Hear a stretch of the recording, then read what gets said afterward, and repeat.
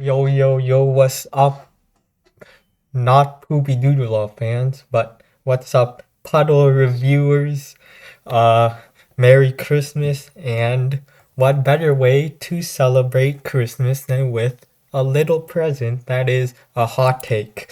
We just received an EP consisting of Ryan Gosling's I'm Just Ken 4 times in a row, and I enjoyed it. I like this. You know, I'm not a huge fan of remix albums, which is what this is. I usually try them out if I see them, but outside of like that 100 gex one, I've never really found any that are worth returning to.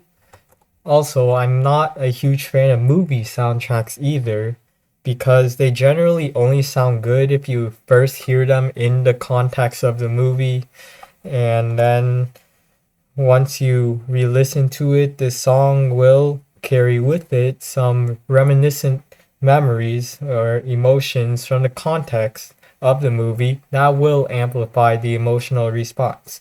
Unfortunately, I do not watch movies, so I cannot feel that.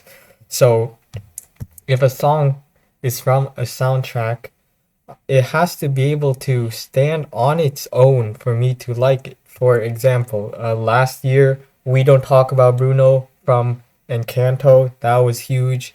I did not enjoy that one. This one from Ryan Gosling, though, I'm Just Ken, it's different. It started out as a meme, I'm pretty sure, because it's the guy who many believe to be literally them, taking on the role of a character from those stupid little dolls. But I truly think that this is a song that deserves to ascend past both movie soundtrack and meme status, or because it's genuinely a well-made song that not only works great as the two roles I just mentioned, but it still has enough left over to offer that I really wouldn't mind just shoving it into a playlist and casually listening to it here and there. Uh, Ryan Gosling is an actual singer. The rock opera production gets pretty darn hype, and the hook is magnificent. I love it. I'm just Ken. Anywhere else I'd be a dead. It's so cool. I honestly, you know, it was even good enough to make my best mainstream songs of 2023 list, where it made it number 69. That's a meme spot, funny number. But if I really wanted to place it seriously, it probably wouldn't be off by like more than 5 songs. This is honestly a good spot for it. So I respect the song, but is it enough that I can manage hearing it 4 times in a row? That's what I was wondering when I sat down, removed all distractions from sight, and pressed play on Ken the EP. And this was one pleasant surprise. I listened to this yesterday. It was Christmas Eve, and all day yesterday I was listening to a Christmas playlist. So I must now admit that I think I have fallen victim to the magic of Christmas, because not once yesterday did I get tired of the sound of those Christmas songs. Like the the vibes pretty much always put me in a good mood. It doesn't matter if it's for the camp, the what's it called? Not campfire, the fireplace. Like, sitting by the fireplace, a calm little song, or a upbeat one for the Christmas party. I don't care who the singer is either, as long as it's not some stupid love song about some dumb relationship. It that I just really like the festivity of Christmas music. Like, it's pretty much just, if it's a Christmas song, that's just bonus points for absolutely no reason.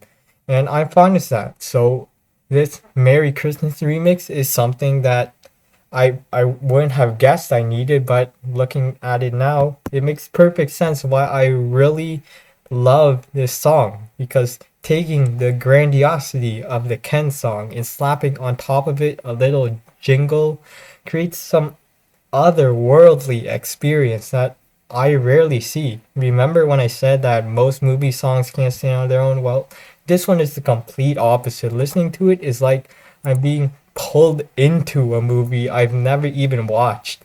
I'm being thrown into the climax scene, actually.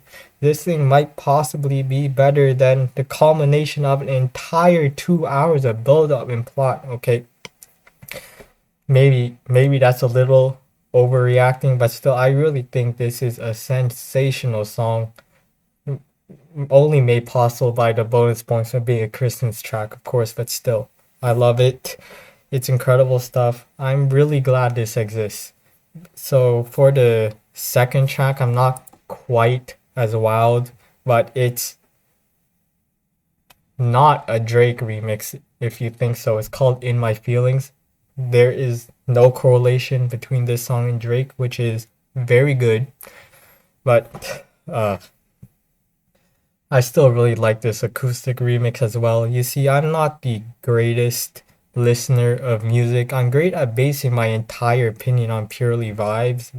And I'm also great at completely missing half the things a song tries to do, which is what happened for I'm Just Ken. Because, well, let's just talk in general here. If there's a really cool counter melody or bass line, I probably didn't even notice it. I just see what's on the surface.